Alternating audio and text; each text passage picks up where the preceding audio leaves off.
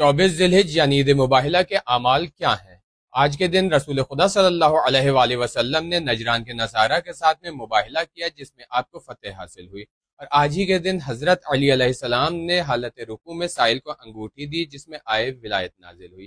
آج کے دن کے اعمال چند ہیں۔ ایک، غسل کریں، دوسرے روزہ رکھیں، اور آج کے دن میں 2 رکعت نماز پڑھی جائے گی جو زوال آفتاب سے آدھا گھنٹہ پہلے پڑھی جائے گی۔